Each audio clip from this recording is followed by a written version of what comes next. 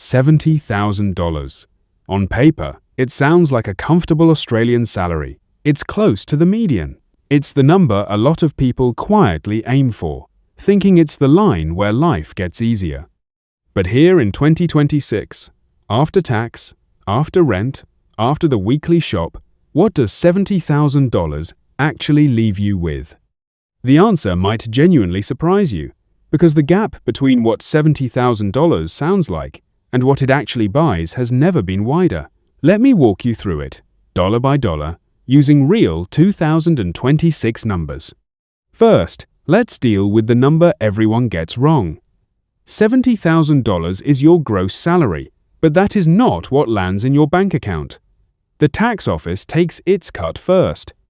On a $70,000 salary in the 2025 to 26 financial year, you pay roughly $11,788 in income tax, plus the 2% Medicare levy of about $1,400.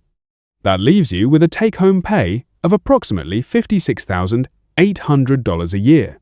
That's around $4,730 a month, or about $1,092 a week landing in your account. So immediately, that comfortable-sounding $70,000 is really $56,800 in your hands. Nearly $13,200 gone before you've spent a cent. Keep that real number in mind, $1,092 a week, because everything from here comes out of that. Now let's talk about the expense that eats everything else first, housing. In 2026, the median national rent in Australia is around $685 a week, but that national figure hides enormous differences depending on where you live. So let me give you the real picture city by city. If you're renting alone in Sydney, you're in trouble on $70,000. A one-bedroom unit in Sydney averages around $3,695 a month. That's roughly $850 a week. Out of your $1,092 weekly take-home, rent alone would swallow 78% of your income. That's deep in what economists call rental stress, anything over 30% of income on housing. On $70,000, renting alone in Sydney is essentially not viable without going backwards every week. Melbourne is more forgiving. The median unit rent is around $600 a week. That's still 55% of your take-home pay if you rent alone. Better than Sydney, but still well into rental stress territory. Brisbane and Perth sit around $550 to $600 a week for a unit. Adelaide is the most affordable mainland capital, with a single renter's all-in weekly costs around $985, according to 2026 data. Here's the uncomfortable truth the numbers reveal. On a $70,000 salary in 2026, renting a place on your own in any major Australian capital pushes you into rental stress. The math simply doesn't work comfortably for a solo renter in Sydney or Melbourne. So what do most Australians on $70,000 actually do? They share. A single room in Sydney averages around $350 a week. In most capitals, a room in a shared house runs $170 to $300 a week. That single decision, sharing versus renting alone, is the difference between drowning and breathing on this salary. Let's build a realistic monthly budget for a single person on $70,000 sharing accommodation in a major city. This is where the real picture emerges. Take-home pay, $4,730 a month. Now the expenses. Rent in a shared house, realistically $1,300 a month, or about $300 a week. Groceries. The average single person spends $600 to $900 a month cooking at home. Let's call it $700. Utilities split in a share house, around $150 a month for your portion of electricity, gas, water, and internet. Phone, $40 a month. Public transport, around $150 a month, though if you're in Brisbane with the 50-cent flat fare, dramatically less.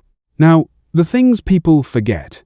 Health insurance if you earn over the Medicare levy surcharge threshold, basic private hospital cover runs around $110 a month for a single.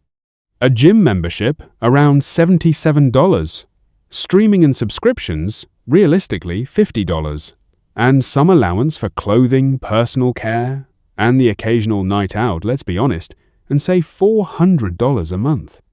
Add all that up, and a realistic monthly spend for a single person sharing in a major city is around $3,200 to $3,400. Against your take-home of $4,730, that leaves you with roughly $1,300 to $1,500 a month of breathing room. And that gap is the entire ball game. Because here's what nobody tells you about a $70,000 salary. It's not a lifestyle. It's a fork in the road.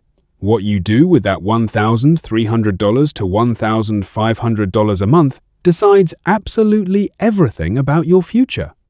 If you spend it on a nicer apartment alone instead of sharing, on eating out 4 nights a week, on a financed car, on the lifestyle that $70,000 feels like it should buy, you end up living paycheck to paycheck on what is objectively a decent income. And that's exactly what happens to a huge number of Australians.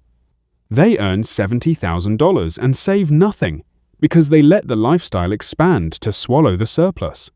But if you take that $1,300 a month and you invest it into a low-cost ASX index fund like VAS, earning around 7% a year, watch what happens. $1,300 a month, invested from age 30, becomes approximately $320,000 by age 45. By age 55, it's around $760,000. By 60, you're comfortably past $1 million from a $70,000 salary, the exact same salary that leaves other Australians with nothing. That's the part that should genuinely change how you see this number. $70,000 isn't too little to build wealth in Australia in 2026. It's actually enough, but only if you protect that monthly surplus instead of letting it leak away.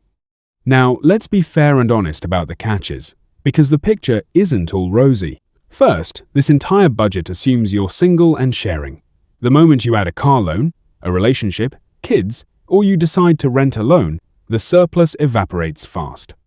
A novated lease or a car loan alone can eat $600 to $800 a month. Children change the equation completely. Second, this assumes you're in good health and nothing goes wrong. One major car repair, one health issue, one trip home for a family emergency, and that monthly surplus disappears for months. Third, $70,000 in Sydney is a fundamentally different life to $70,000 in Adelaide or regional Australia. Geography is destiny when it comes to this salary. The same income that means rental stress in Sydney can mean genuine comfort in Adelaide, Hobart, or a regional town. And this is the strategic insight most people miss. If you're on $70,000 and serious about getting ahead, where you choose to live is the single biggest financial lever you have. Moving from a Sydney solo rental to a shared place in Brisbane could free up $1,500 a month or more, and that one decision, invested over a decade, is worth several $100,000. So what does $70,000 actually get you in Australia in 2026? Let me give you the honest summary. It does not get you a comfortable solo lifestyle in Sydney or Melbourne.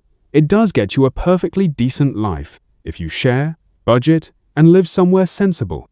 And critically, it absolutely gets you a path to genuine wealth, but only if you treat that $1,300 a month surplus as sacred and invest it instead of spending it. The salary itself is neutral. It's neither rich nor poor. What determines your outcome is entirely what you do with the gap between what you earn and what you spend. $70,000 is enough to win in Australia. Most people just never realize they're holding a winning hand. As always, this is educational content, not financial advice. Your circumstances are unique, so speak to a licensed financial advisor before making any financial decisions. If this gave you a clear, honest picture of what $70,000 really means in 2026, subscribe, because next week we're revealing your life at every wealth level in Australia, from your first dollar to financial freedom. See you then.